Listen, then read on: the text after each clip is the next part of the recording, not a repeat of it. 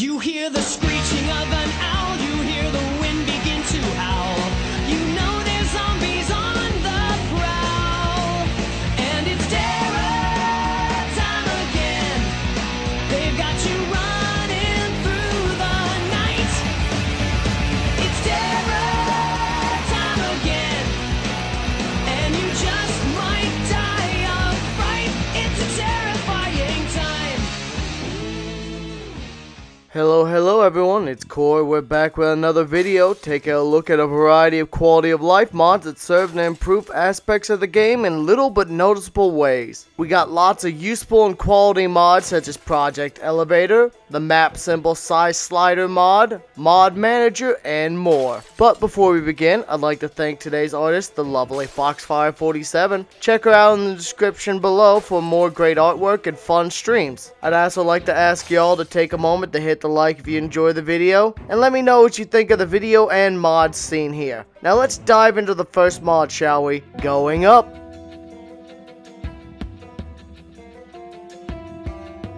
Do you ever wish those elevators in the game you'd see all around would work? Are you tired of having to walk up endless flights of stairs? Well, thanks to Jest, we have Project Elevator. This mod is exactly what you think it is. Walk up into any elevator, right click it, select use elevator, and select how many floors you want to go up or down. Keep in mind it does require an action bar to fill up, as the doors don't actually open and close. So don't expect to run into an elevator, slam the door shut to avoid a horde of zombies. You'll have to wait for this ride to take you up or down. There are a few things to note about this mod, however. 1. Elevators need power. So if the power's gone out, you're going to need to wire it to a generator to function. 2. While it may function in most modded maps, as long as they use the same elevator tiles, they do have to be above each other to function properly, and there actually has to be more than one set of tiles. So if one tile is just used as a decoration in a map without another elevator above it or below it, the option to use the elevator won't show. 3. If by some chance someone made their own custom elevator tiles, then they aren't going to work as they aren't coded to this mod. But overall, I like the mod a lot. It's useful. It gives you options to navigate the map that aren't just stairs or sheet ropes, and the elevator either has a cute little ding dong sound effect.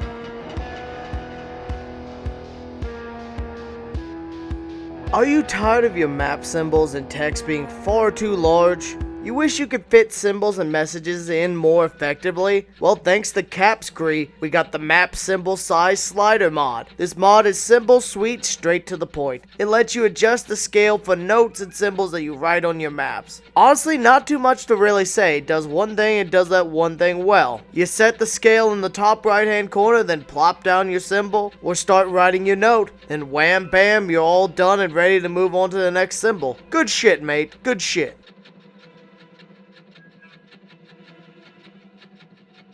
Are you tired of having to tediously search through all of these wonderful mods? Especially when Zomboid has weird issues such as foreign characters in their name so they won't show up? Well, Mod Manager by Noctis Falco is here to help. This mod adds a whole heaping helping of new features to the mod select screen, such as filters that let you search through mods, or you could save presets to quickly enable different mods, such as maybe you want to enable Cryogenic Winter with trench coats and customizable zombies. This will let you quickly and easily swap to that saved preset and disable any mods that are not a part of said preset. This mod can also help to sort some compatibility issues that are caused by mods using the wrong mod load orders by arranging them in the proper load order. I noticed that after I swapped to using Mod Manager, my Egon's Better cars started functioning properly and started keeping their trunk condition like they're supposed to. This mod even lets you quickly and easily search for mods by typing the mod you're looking for in the pile. Overall, this is almost a must-use nowadays, especially with the workshop getting bigger and bigger. I mean, there's over 4,000 mods at this point, and you might have a lot in your workshop, so give this one a shot today.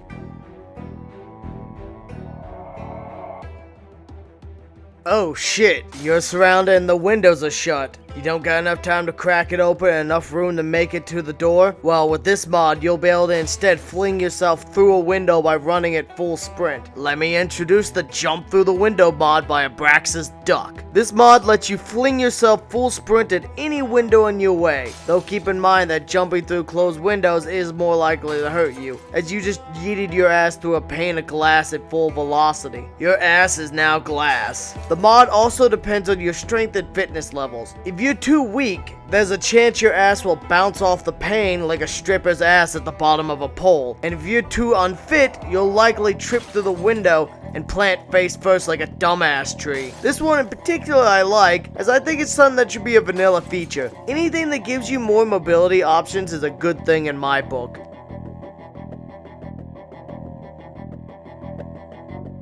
Are you tired of the government finding your illicit goods and weapon caches? Then you'll have to make a getaway, but there's a bunch of doors in the way. Then let me introduce the... Hold on, wait, what? FBI, open up! Fuck off, Fed boy, this is my coke stash!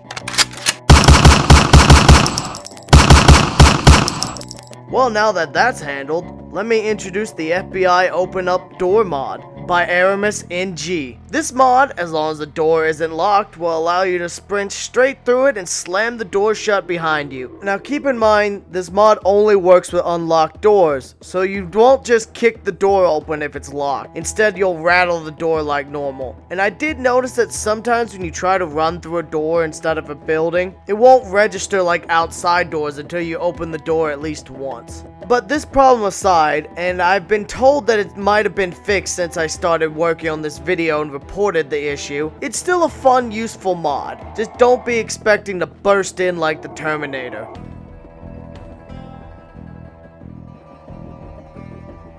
You ever just struggling to get a hold of basic resources that you need to craft or grind other skills such as thread or twine? Well, if that's the case, Please Don't Call has you covered with their basic crafting mod. This mod grants you the ability to craft sheets, chipstones, thread, twine, and rope, which is very nice. And when you make thread, twine, rope, or sheets, you even get tailoring XP. Now let's run through the recipe, shall we? First up, let's rock this video with chipstones. You can make chipstones in two ways. The first way, you smash two stones together to get one chipstone, or you can use one of 9 available tools to smash a stone for a guaranteed stone and the chance to get extras. Just keep in mind there's also a chance to damage the tool used, but this is fine, especially as it gives a use for all those club hammers you have lying around the base that you say you'll use to fight, but you never actually use them because you got better and more reliable weapons. And last thing to say is that axes have the highest chance to give additional chip stones, but they also have the highest chance to take damage from crafting the rock. So use at your own risk. Next up is the sheets. Now keep in mind, to craft sheets you'll need a tailoring skill of 1. But once you have this, you'll need is 8 ripped sheets, 1 thread, and either a needle or a suture needle. And wham! You got yourself a sheet all ready for either covering a window or making into mattresses. You need some thread? Well, just take a pair of scissors to some ripped sheets and you're ready to go. How about twine?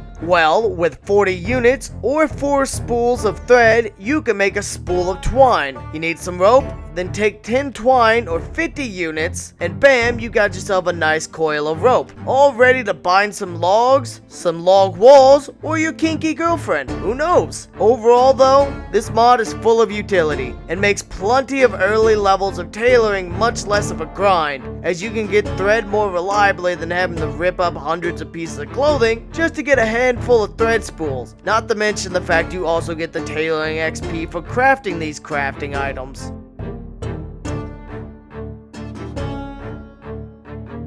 Have you ever stopped and thought, hey, wait a minute, this is 1993. Every single car in existence pretty much at this point has a built-in cigarette lighter. Why do I need a pack of matches or a lighter? Well, thanks to Fingbell, we've got a mod that'll give you much more ways to light your smokes. So even when all you can do is find smokes, but not the lighter or matches to go with it, you're not screwed yet. You don't got a car yet? Well, just fire up the stove, silly. Right-click it, and after you hold the cigarette to it for a second or two, you've got a lit cigarette. And if you do have a car, as long as you have the key for it or you've hotwired the vehicle, then all you need to do is press V, Select the new car lighter button on the radio wheel, and bam, after a few seconds you've got yourself a lit cigarette. No more being tied to having a matchbook or a lighter, or burning through them when you want to save them for fires and Molotovs. Keep in mind, however, the car's battery does need to be charged or else it won't light your cigarettes. There's even a multiplayer option for if a friend is smoking, you can walk up to them and use their cigarette to light your own, so that's pretty goddamn dope.